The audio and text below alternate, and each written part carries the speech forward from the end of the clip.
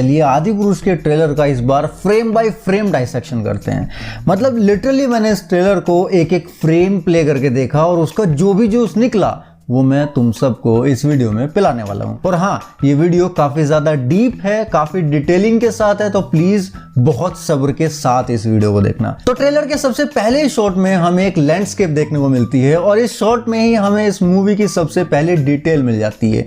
ये जगह most probably Rishyamukh पर्वत है, जहां पे सुग्रीव, हनुमान, जामवंत और अपने कुछ और वानर साथियों के साथ अपने भाई वाली से छुप कर रहते हैं, क्योंकि मतंग ऋषि के श्राप की वजह से वाली ऋष्यमुख पर्वत पे नहीं आ सकता था। अब मैं इतने कॉन्फिडेंस के साथ क्यों बोल रहा हूं कि ये ऋष्यमुख पर्वत है, तो उसके लिए तुम्हें इसको थोड़ा सा जूम करना होगा। तुम्हें पत्थरों से बनी कुछ ह्यूमन फेस जैसी आकृतियां दिख जाएंगी, जो कि मे बी ऋषियों की ही फेस वाली हैं, जिनकी वजह से इस जगह को ऋष्यमुख पर्वत कहा जाता है। अब ये मे बी डायरेक्टर का अपना विजन है इस जगह को दिखाने का, लेकिन ये चीज मुझे पसंद आई। और नेक्स्ट शॉट में हम इसी ऋष्यमुख पर्वत के किसी कंदरा में, किसी गुफा में हनुमान जी के कैरेक्टर को देखते हैं, जहां पे उनके सामने की तरफ आउट ऑफ फ्रेम आग जल रही है। मे बी अलाव जैसा कुछ जल रहा होगा, जिसका रिफ्लेक्शन फ्रेम में भी आ रहा है। मोस्ट प्रोबेबली ये मूवी के स्टार्टिंग का ही सीन होगा, जहां पे किष्किंधा कांड शुरू होता है, यानी कि श्री राम लक्ष्मण सहित सीता माता की खोज में सुग्रीव तक पहुंचते हैं। लेकिन उन दोनों वीरों को दूर से आता हुआ देखकर सुग्रीव भयभीत हो जाते हैं और वो हनुमान जी से उन दोनों क्षत्रिय कुमारों का पता लगाने के लिए कहते हैं। तब हनुमान जी साधु वेश बना के श्री राम और लक्ष्मण से मिलते हैं, लेकिन यहाँ पे भी ओम राउत साहब ने तगड़ा झोल मार दिया, खेल गए। खैर वो आगे पता चलेगा क्या हुआ। यहाँ पे हनुमान जी यानी कि ओम राउत साहब की आदिपुरुष की भाषा में कहूं तो बजरंग कहते हैं कि ये कहानी है मेरे प्रभु श्री राम की, उनकी जो मानव से भगवान बन गए, जिनका जीवन था मर्यादा का उत्सव और नाम था राघव। अब देखो, एक झोल तो यही हो गया। अब शायद ओम राउत साहब खुद कंफ्यूज हैं कि वो रामायण दिखा रहे हैं ऑडियंस को या आदिपुरुष दिखा रहे हैं। जब कोई उनकी बनाई मूवी में कुछ इंसिडेंटल और एविडेंस पे बेस्ड प्रॉब्लम्स निकालता है और उनको करेक्ट करने को कहता है, तो वो सीधा बोलते हैं कि ये मेरा अपना अडेप्शन है रामायण का, और वो कैरेक्टर्स के नाम के पर्यायवाची का इस्तेमाल करते हैं, जैसे कि राम की जगह राघव, सीता की जगह जानकी, रावण की जगह लंकेश। इससे ऑडियंस के दिमाग में सबकॉन्शियसली ये बात फिट करना चाहते हैं कि ये एग्जैक्टली रामायण नहीं है, ये एक अल्टरनेट वर्जन है रामायण का, उनका अपना वर्जन। मींस एक तरह से कह सकते हो कि अल्टरनेट यूनिवर्स की कहानी। मतलब मार्वल डीसी के जमाने में इजीली समझने के लिए यही शब्द सबसे अच्छा है। लेकिन जब बात आती है ऑडियंस की आस्था को ग्रैब करने की, उसको कैश करने की, तो वो ये भी बोलते हैं कि हमारी मूवी सीधा सीधा वाल्मीकि रामायण पे बेस्ड है। और मूवी में जय श्री राम सॉन्ग भी बजता है और अब बजरंग खुद बोल रहे हैं कि ये कहानी मेरे प्रभु श्री राम की है। इवन ट्रेलर में एक जगह माता जानकी ने दशानन के संबोधन के लिए रावण शब्द का ही इस्तेमाल किया है, ना कि लंकेश का, यानी कि अब ये दोनों चीजें आपस में मिक्स हो चुकी हैं। खैर मुझे पर्सनली इस चीज से कोई दिक्कत नहीं है, ये एक सिनेमैटिक अडेप्शन है, तो नाम के पर्यायवाची यूज करने जैसी सिनेमैटिक लिबर्टी ली जा सकती है, क्योंकि उससे कैरेक्टर्स के आर्क में या उनके चरित्र चित्रण में कोई प्रॉब्लम नहीं आने वाली। प्रॉब्लम आती है कैरेक्टर्स के साथ ऐसी छेड़छाड़ करने से जिससे कि उसकी कैरेक्टरिस्टिक्स ही चेंज हो जाती हैं। नेक्स्ट शॉट हमें ट्रेलर में अयोध्या का देखने को मिलता है। ये उस वक्त का शॉट है जब श्री राम माता जानकी और भ्राता लक्ष्मण के साथ वन गमन के लिए प्रस्थान करते हैं। और इस शॉट के विजुअल्स के बारे में अगर मैं कोई टिप्पणी नहीं भी करूंगा तो एक नॉर्मल इंसान जिसको वीएफएक्स की उतनी समझ है भी नहीं, वो भी समझ जाएगा कि ये ग्रीन स्क्रीन पे शूट हुआ हुआ। और एक बढ़िया सी 5 स्टार होटल की लॉबी में चलते हुए ये तीनों जा रहे हैं, जिनमें मस्त मार्बल लगा हुआ है और उसमें डायमंड वाली ग्राइंडिंग हो रखी है। ये मोस्ट प्रोबेबली अयोध्या का दरबार हॉल है, क्योंकि पीछे एक थ्रोन यानी कि सिंहासन भी रखा हुआ है, जिस तक पहुंचने के लिए नीचे से कुछ सीढ़ियां भी बनी हुई है जो थ्रोन तक जाती हैं। ना दरबार हॉल में कोई साज सज्जा है, ना रात को प्रकाश करने के लिए दियों के स्टैंड की कोई व्यवस्था है। और भी काफी सारी चीजें यहाँ पे होनी चाहिए थी बट नहीं है, क्योंकि मे भी उस वक्त तक श्री राम के राज तिलक की तैयारियां चल रही हों। तो ओम राउत साहब की अयोध्या में साफ सफाई का काम चल रहा था और सभी दास दासियां सारा सामान हटा के पोछा वगैरह लगाने में बिजी थे। खैर ऑन अ सीरियस नोट अभी के लिए इसको झेल लेते हैं, क्योंकि हम आशा करते हैं कि मूवी के अंदर हमें शॉट और ज्यादा पॉलिश्ड मिलेगा और इसके सीजीआई के ऊपर काम चल रहा होगा।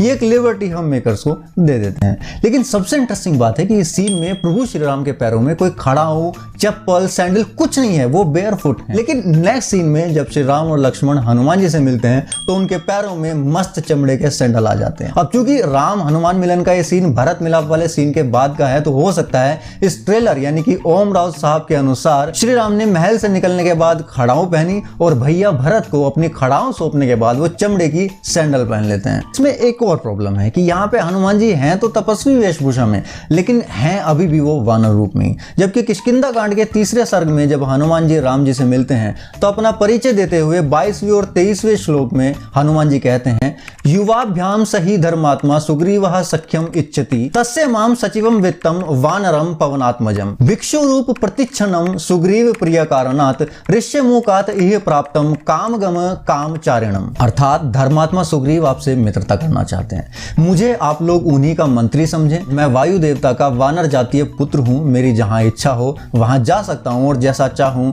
रूप बना सकता हूं। इस समय सुग्रीव के हित के लिए भिक्षुक यानी कि एक सामान्य तपस्वी का वेश बनाकर छिपकर मैं ऋष्यमुख पर्वत से यहाँ आपके पास आया हूं। यानी कि ये पंपा सरोवर के आसपास का सीन है और इस सीन में हनुमान जी को तपस्वी रूप में होना चाहिए था, वानर रूप में नहीं। अगर ये मूवी वाल्मीकि रामायण पे बेस्ड है तो बाकी अगर इस शॉट को विजुअली अगर देखा जाए तो अच्छा है, उसमें कोई इशू नहीं है। अब नेक्स्ट शॉट हमें देखने को मिलता है श्री राम का समुद्र से निवेदन करने वाला सीन, जहां पे वो समुद्र को अपनी सेना को रास्ता देने के लिए विनय करते हैं, लेकिन समुद्र देवता नहीं मानते तो श्री राम अग्निबाण का संधान करने के लिए अपना धनुष उठाते हैं और उनके पीछे वानर सेना को भी हम नोटिस कर सकते हैं। अब एक ध्यान देने वाली बात यह है कि इस मूवी में हमें प्रभास के दो अलग अलग लुक देखने को मिलेंगे और साथ ही उनके दो तरह के कैरेक्टर देखने को मिलेंगे। एक होगा रियल कैरेक्टर प्रभास का, जहां पे उन्होंने खुद शूट किया है, मतलब सीन में जो दिख रहे हैं वो एक्चुअल प्रभास होंगे, लेकिन कुछ सीन में हमें प्रभास का 3D मॉडल भी देखने को मिलेगा, मतलब जिसके लिए मेकर्स ने मतलब उनके अकॉर्डिंग प्रभास ने मोकैप सूट पहन के मोशन कैप्चर टेक्निक के सहारे अपने उस 3D कैरेक्टर के लिए एनिमेशन प्रोवाइड कराया है। सेम लाइक जैसे अवतार के टाइम पे एक्टर्स ने अपने 3D कैरेक्टर डिजाइन के लिए एनिमेशन प्रोवाइड कराया था। लेकिन यहाँ जो कैरेक्टर है प्रभास का वो रियल है, उसके फेशियल एक्सप्रेशंस एकदम रियल है, उनके हाथ के हेयर्स तक क्लियर दिख रहे हैं। मूवी में प्रभास के कैरेक्टर राघव का एक सिग्नेचर स्टाइल भी दिखाया गया है धनुष उठाने का। ऑब्वियसली कैरेक्टर में स्वैग ऐड करने के लिए वो ऐसे अपने हाथ से धनुष को घुमाते हैं कई जगह पे। इस शॉट में जैसे ही वो स्वैग के साथ धनुष घुमाते हैं तो एक पैरेलल सीन हमें देखने को मिलता है जो कि राम रावण बैटल सीक्वेंस के दौरान का है, जहां पर वो एकदम आर्मर वगैरह पहने हुए हैं, मतलब अपने सेकंड लुक में है। ये वही सीन है जब वो जायंट हनुमान जी की पीठ पे सवार हैं, जिसका कंटिन्यूएशन हमें आगे भी देखने को मिलता है ट्रेलर में। लेकिन यहीं पे खेल हो गया। क्या खेल हुआ वो भी आगे बताऊंगा, इसलिए इस शॉट को फिलहाल के लिए यहीं पे छोड़ देते हैं। नेक्स्ट शॉट में हमें जंगल में एक हिरन देखने को मिलता है, जिसमें कि अगर उसके 3D कैरेक्टर डिजाइन की बात की जाए तो वो बहुत सही है, मतलब वो बहुत हद तक रियलिस्टिक है, बट उसके मूवमेंट का जो एनिमेशन है वो अभी भी थोड़ा मैकेनिकल लगता है, जो कि हमें आभास दे रहा है कि ये रियल नहीं है। अब देखो एनिमेशन दो तरह का होता है, एक होता है नॉर्मल एनिमेशन जिसके साइकिल्स सिर्फ सॉफ्टवेयर की हेल्प से डेवलप किए जाते हैं कंप्यूटर में, लेकिन जब बात आती है आदिपुरुष जैसी मैग्नम ओपस की तो वहां पे मल्टीपल एनिमेशन का यूज किया जाता है। सिर्फ 3D कैरेक्टर का मूवमेंट नहीं होता, बल्कि उस कैरेक्टर में खुद में भी बहुत सारे सिमुलेशन होते हैं, जैसे कि muscle simulation, hair simulation, eyeball simulation वगैरह वगैरह। मतलब उस सीजी कैरेक्टर की बॉडी के हर पार्ट को सिमुलेट किया जा सकता है सो दैट वो एक हाइपर रियलिस्टिक कैरेक्टर दिखाई पड़े स्क्रीन के ऊपर। और उसकी बॉडी मूवमेंट के लिए भी कंप्यूटर जनरेटेड एनिमेशन साइकिल नहीं बल्कि मोशन कैप्चर वाले एनिमेटेड साइकिल यूज किए जाते हैं। अब अगर मोशन कैप्चर टेक यूज कर ही रहे थे मूवी में तो जितने भी सीजी कैरेक्टर्स दिखाए गए हैं सभी के लिए यूज कर लेनी चाहिए थी, तो और ज्यादा अच्छा लगता देखने में। लेकिन इस हिरन के केस में और इस ट्रेलर में दिखे किसी भी क्रिएचर के केस में ऐसा लगता नहीं है। शायद मोशन कैप्चर सिर्फ प्रभास के कैरेक्टर के लिए यूज किया गया है, शायद, बाकी तो मूवी देखने के बाद पता चलेगा। इवन इस हिरन की बॉडी मूवमेंट को भी आधा छुपा लिया गया है बड़ी smartly.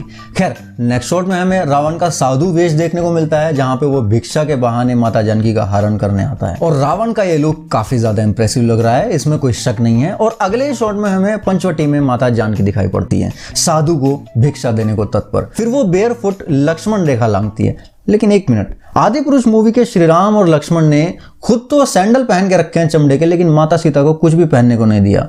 Not fair. Next shot में हमें जटायु देखने को मिलते हैं और इस शॉट को यहाँ पे दिखाने का सिंबॉलिक मीनिंग है कि माता जानकी का हरण हो चुका है। और सीरियसली अगर ये जटायु है तो भाई मैं हाथ जोड़ लेता हूं, मुझसे सहन नहीं होंगे ये जटायु। लेकिन अगेन मे बी मूवी तक सुधार हो जाए। नेक्स्ट शॉट में हमें माता जानकी अशोक वाटिका में दिखाई दे रही हैं और इस शॉट में ये अशोक वाटिका कम और हॉलीवुड मूवी के किसी चर्च का कब्रिस्तान ज्यादा लग रहा है देखने में। जब सीता माता से भेंट करने के बाद हनुमान जी रावण की शक्ति का पता लगाने के बारे में विचार कर रहे थे तो उन्होंने वहां पे अशोक वाटिका का वर्णन कुछ इस प्रकार किया था। सुंदरकांड सर्ग 5 श्लोक 10 इदमस्य नृशंसस्य नंदन उपमम उत्तमम वनम नेत्र मनः कांतम नाना द्रुमलतायुतम। अर्थात इस निर्दयी रावण का यह सुंदर उपवन नेत्रों को आनंद देने वाला और मन को शांति प्रदान करने वाला है। विभिन्न प्रकार के वृक्षों और बेलों से लदे होने के कारण ये नंदन वन की तरह प्रतीत होता है। नंदन वन यानी कि देवराज इंद्र के स्वर्ग का वन। अब मुझे ये बताओ कि क्या ओम राउत की इस अशोक वाटिका को देख के किसी भी एंगल से मनोरम और विभिन्न प्रकार के फलों से युक्त या फिर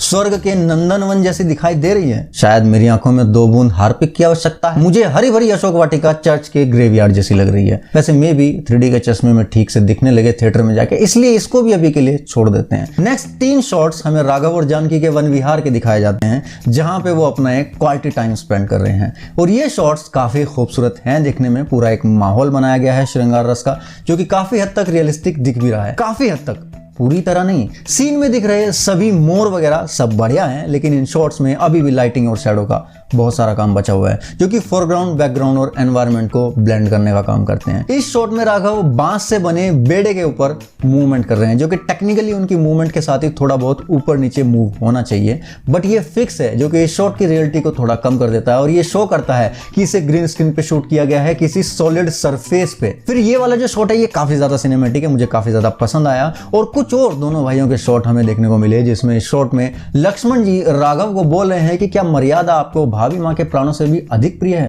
अब यहाँ पे एक प्रॉब्लम है। लक्ष्मण को जाना जाता है उनके क्रोध के लिए। वो कई जगह पे श्री राम के सामने भी क्रोध में बात करते हुए तर्क वितर्क करते हैं। अगर इस सिनेरियो में देखा जाए तो यहाँ पे लक्ष्मण को श्री राम के सामने हल्का सा गुस्से में होना चाहिए था कि आपको मर्यादा भाभी के प्राणों से भी ज्यादा प्रिय है, पर श्री राम को थोड़ा काम बिहेव करते हुए लक्ष्मण को समझाना चाहिए था। लेकिन यहाँ इसका उल्टा देखने को मिल रहा है। लक्ष्मण इतना काम और कूल होके पूछ रहे हैं जैसे उनके अंदर उनकी भाभी के अपहरण का कोई गुस्सा ही नहीं है। भाई कुछ तो रिएक्ट करो यार। This dialogue require little strong expressions. अब हाँ, अगर कोई ये लिखने जा रहा है कमेंट्स में कि आजा तू बना ले मूवी और तू सिखा ले इन एक्टिंग और तू बन जा डायरेक्टर, तो मेरी जान इस तुच्छ प्राणी को थोड़ा बहुत एक्सपीरियंस है एक्टिंग और डायरेक्शन का, तो आई कैन जज। वैसे भी आजकल जब सारे वीएफएक्स आर्टिस्ट ब्रेक डाउन करने में बोलते ही हैं कि being a professional VFX artist मैं इसको जज कर सकता हूं, तो being a professional theatre artist और इंडस्ट्री एक्सपीरियंस्ड पर्सन मैं क्यों ना फ्लेक्स करूं अपने डायरेक्शन को। इसके बाद हमें मतंग ऋषि के आश्रम में श्री राम का शबरी के जूठे बेर खाने वाला प्रसंग देखने को मिलता है। वैसे अगर ये मूवी वाल्मीकि रामायण पे बेस्ड है तो श्री राम का ये जूठे बेर खाने वाला शॉट होना ही नहीं चाहिए था मूवी में, क्योंकि वाल्मीकि रामायण के अरण्य कांड के 74वें सर्ग में इस घटना का पूरा विस्तार से वर्णन है और उसमें कहीं पे भी ये नहीं लिखा है किसी भी श्लोक में कि श्री राम ने शबरी के झूठे बेर खाए या बेर भी खाए। खैर मुझे इस सीन से कोई प्रॉब्लम नहीं है, बल्कि ये राघव के कैरेक्टर के ऊपर एक इमोशनल लेयर ही ऐड करता है, जो कि उनके कैरेक्टर आर्क के लिए अच्छी बात है। नेक्स्ट एक वाइड एंगल शॉट में हमें वानरों का पूरा हिसाब किताब दिखाया जाता है कि वो कहाँ और किस प्रकार से रहते हैं, जो काफी हद तक रियलिस्टिक है। फिर हमें बजरंग का द्रोणागिरी पर्वत को उठाने वाला एक सीक्वेंस देखने को मिलता है, जो कि देखने में काफी ज्यादा सिनेमैटिक लग रहा है, नो डाउट।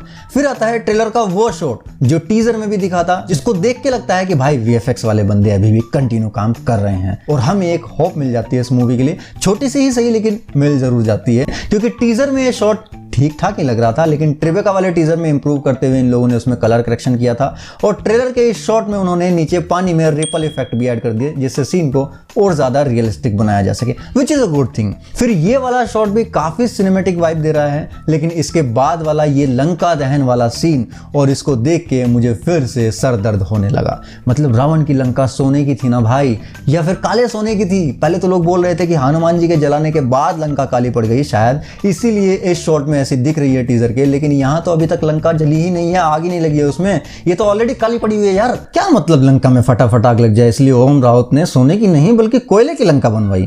तो मतलब रावण सोने की लंका में नहीं, कोयले की खदान में रहता है। अरे देवा, ये गड़बड़ है बाबा। या ऐसा भी हो सकता है कि उन्हें ऊंचे ऊंचे महल अटारी बनाने के लिए सीजीआई पे थोड़ा खर्च कम करना पड़े, उसको बचाने के लिए बस एक काले पत्थर का टेक्सचर तैयार कर लिया गया, बस उसी को कॉपी पेस्ट किए जा रहे हैं हर जगह। ये ऊँट है? नहीं, गधे। फिर से हनुमान जी रावण के चर्च में पहुंच जाते हैं माता जानकी के पास। वैसे यहाँ इस सीन में एक और ब्लंडर हुआ है। तुम्हें नहीं लग रहा कि हनुमान जी की बॉडी के रेशो में कुछ तो गड़बड़ है? उनकी अपर बॉडी कुछ ज्यादा छोटी नहीं लग रही है? वैसे प्रॉब्लम उनकी बॉडी के साथ नहीं बल्कि उनके कपड़ों के साथ है। इस सीन में हनुमान जी हवा में हैं और शूटिंग के दौरान उनको केबल के सहारे लटकाया गया है। अब यूजुअली केबल के हुक्स को कैरेक्टर के कपड़ों के अंदर छुपाया जाता है और पोस्ट प्रोडक्शन में केबल को रिमूव करके हुक्स के आसपास जहां पे भी कपड़े स्ट्रेच होते हैं वो सही कर दिया जाता है। बट यहाँ पे बजरंग का कैरेक्टर बेयर बॉडी है, तो जो भी हुक फंसे हुए हैं वो उनकी कमर के आसपास बेल्ट में फंसे हुए हैं और केबल के पूरे फोर्स की वजह से उनकी धोती ऊपर की तरफ सरक गई है थोड़ी, जिसको कि पोस्ट में ठीक किया जाना चाहिए था, बट किसी ने इतना ध्यान नहीं दिया। खैर नेक्स्ट शॉट हमें वही टीजर वाला अग्निबाण वाला दिखाया जाता है, जिसमें से अब आग को हटाकर थोड़े पार्टिकल इफेक्ट को ऐड कर दिया गया है।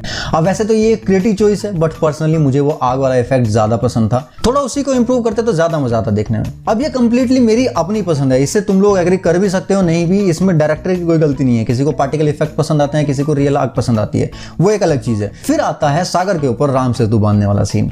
ये सीन टीजर में भी थे और इनकी लाइटिंग और कलर करेक्शन को काफी इंप्रूव किया गया है, लेकिन इतना अच्छा शॉट दिखाने के बाद हमें नेक्स्ट शॉट में एक मजाक देखने को मिलता है। यहाँ पे प्रभास के फेस को हुआ क्या है मुझे तो समझ नहीं आ रहा है। मतलब जब आपके पास रियल एक्टर अवेलेबल हैं तो क्यों उसका 3D मॉडल यूज करना है। अब ये वाला शॉट भी देखो, इसमें फेस फिर भी थोड़ा रियल लग रहा है, ठीक लग रहा है, लेकिन इन दोनों ही शॉट्स के साथ झोल हुआ है। या तो ये 3D मॉडल हैं या फेस पे CG करके कुछ उंगली करने की कोशिश की गई है। डायरेक्टर साहब क्यों प्रभास फैंस के और राम भक्तों के इमोशंस के साथ खेल रहे हो, क्यों इतने इंपॉर्टेंट सीन में इतना बड़ा ब्लंडर क्यों। और नेक्स्ट शॉट में हमें जामवंत का फर्स्ट लुक देखने को मिलता है और ये क्या सोच के इस कैरेक्टर को डिजाइन किया है मुझे समझ नहीं आ रहा है। कुंफू पांडा और रॉकेट को मिक्स करके जामवंत बना दिए गए हैं। भाई जामवंत की तो इज्जत कर लेते, उनके ज्ञान और उम्र का तो लिहाज कर लिया होता। फिर राघव का एक बंदे को मारने का सीन है जो कि सही लग रहा है। फिर ये लक्ष्मण किसी को पानी में खींच के ले जा रहे हैं जो कि मोस्ट प्रोबेबली मेघनाथ हो सकता है। ये निकुंभला यज्ञ के टाइम का सीन होगा। अब ये जो वानर है ये शायद अंगद है, जिसके बारे में मैंने इसके रिव्यू वीडियो में भी बात की थी। इसका character design in terms of CGI मुझे काफी ज्यादा रियलिस्टिक लग रहा है, मतलब इंप्रेस करता है। आई होप कि इसके एनिमेशन के साथ भी कुछ गड़बड़ ना हुई हो जैसे बाकियों के साथ हुआ है। फिर ये वानर माता जानकी की मोतियों की माला से एक मोती दिखा रहा है, विच शोज कि आदि पुरुष में माता जानकी अपने सारे आभूषण नहीं फेंकेंगी बल्कि सिर्फ मोतियों की माला फेंकेंगी अपनी, जिसके बारे में अगर डिटेल में जानना है तो ये वाली वीडियो देख लेना। फिर माता जानकी का ये शॉट जो कि लिटरली आपको इमोशनली कनेक्ट करता है। एंड देन हनुमान जी का रुद्रावतार, नहीं ये थोड़ा ज्यादा हो गया। फिर ये किसी 3D एनिमेशन मूवी का कैरेक्टर गलत मूवी में घुस गया है। फिर लक्ष्मण और राघव के 2 शॉट्स दिखाई देते हैं जो कि उनकी आर्चरी स्किल्स को दिखा रहे हैं। और फिर चूंकि ये मूवी उत्तरकांड को टच नहीं करने वाली क्योंकि वो वैसे ही बहुत ज्यादा कंट्रोवर्शियल है, तो ओम राउत साहब ने श्री राम दरबार के सीन को यही बैटलफील्ड में ही रिक्रिएट कर दिया है, जो कि हमने पोस्टर में भी देखा था, लेकिन अचानक से इसमें चेंजेस कर दिए गए। श्री राम और लक्ष्मण के कवच चमड़े की जगह सोने के हो गए हैं और चूंकि सोने को पैरों में नहीं पहना जाता तो इतना भयंकर दिमाग का इस्तेमाल करते हुए इन दोनों के पैरों से पहनी हुई चमड़े की सैंडल्स गायब हो गई हैं। आई नो पोस्टर में भी नहीं थी बट बाकी पूरी मूवी में तो थी ना, तो यहाँ पे चप्पलें कैसे गायब हो गई। आई डोंट नो, शायद मूवी में कोई सीन दिखाए चप्पल उतारने वाला, शायद श्री राम हनुमान जी की पीठ पे सवार होने से पहले चप्पल उतार दें, बट लक्ष्मण ने क्यों उतारी। फिर आती है रावण की काले सोने की लंका की कोई मार्बल और ग्रेनाइट से सजी हुई एक गुफा जहां पे वो शिवलिंग की पूजा करता है। और इस गुफा के साथ भी सेम वही प्रॉब्लम है जो इस अयोध्या वाले सीन के साथ थी। यहाँ रावण के पुतले लगे हुए हैं जो कि शायद 10 होंगे संख्या में, क्योंकि सभी पुतलों की बॉडी लैंग्वेज अलग अलग है, मतलब ये रावण के 10 दुर्गुणों का प्रतीक है। और ये डिटेल मुझे वाकई काफी ज्यादा अच्छी लगी। खैर जो लोग बोल रहे हैं कि रावण की दाढ़ी को CG में रिमूव किया जाएगा और फिर कहीं वो जस्टिस लीग के सुपरमैन जैसा ना बन जाए, तो वैसा कुछ नहीं होने वाला है मेरे जान। रावण के लुक में एक तो सा भी चेंज नहीं होने वाला है। इन पुतलों को ध्यान से देखो, इनको दाढ़ी भी है, ये सेम वही लुक है जो हमें टीजर में देखने को मिला था रावण का। और आंखों के इस क्लोजअप शॉट में भी हमें रावण के बालों की साइड में रेजर लगा हुआ दिख रहा है, तो चेंजेस भूल जाओ। फिर हमें ट्रेलर का एक लास्ट शॉट देखने को मिलता है जहां पे श्री राम उसी गोल्डन आर्मर में है जो कि टीजर में ब्लैक था, सेम इसी शॉट में। आई थिंक ये वही तीर होगा जो रावण की नाभि में लगेगा जाके, लेकिन अभी तक इस सीन में सब सही था। दिक्कत हो गई जब इन्होंने इसका क्लोजअप शॉट डाल दिया ट्रेलर के एंड में। फिर से प्रभास के फेस के साथ छेड़छाड़, और मुझे लगता है कि मुझे कुछ समझ आ रहा है कि क्या छेड़छाड़ हुई है प्रभास के फेस के साथ, लेकिन वो मैं अगली वीडियो में बताऊंगा। सब कुछ एक ही वीडियो में थोड़े बता दूंगा। अब देखो इस वक्त लिटरली अगर तुम आदि पुरुष के बारे में कोई भी वीडियो देखते हो यूट्यूब पे, तो उसमें सबसे पहले यूट्यूबर क्या बोलता है, भाई पहले मेरी बात ठीक से सुन लेना, समझ लेना, और अगर तुम दूसरे के ओपिनियन की रिस्पेक्ट करना जानते हो तो ही इस वीडियो को आगे कंटिन्यू करना, वरना अभी ये वीडियो छोड़ के जा सकते हो। मतलब एग्जैक्टली ये वर्ड्स नहीं होते, लेकिन उन वर्ड्स के पीछे भाव कुछ ऐसे होते हैं, जिसका रीजन है कि मार्केट में इस वक्त PR माफिया या PR सिंडिकेट, कुछ भी कह लो, बहुत जबरदस्त तरीके से एक्टिव है, जिसके बारे में मैं अपनी पिछली वीडियो में बात कर चुका हूं, चाहो तो देख लेना क्लिक करके। बाकी तुम लोगों को ये वीडियो कैसी लगी वो मुझे कमेंट में जरूर बता देना। अच्छी लगी और कुछ भी इंपॉर्टेंट डिटेल पता चली हो तो वीडियो को लाइक करो और ज्यादा से ज्यादा शेयर करो भाई। और प्लीज अगर चैनल बिना सब्सक्राइब किए देख रहे हो तो सब्सक्राइब कर लो यार, एक बटन ही तो दबाना है, ईमानदारी नाम की भी कोई चीज होती है नहीं। बाकी मैं मिलता हूं तुमसे नेक्स्ट वीडियो में, तब तक के लिए सायोनारा।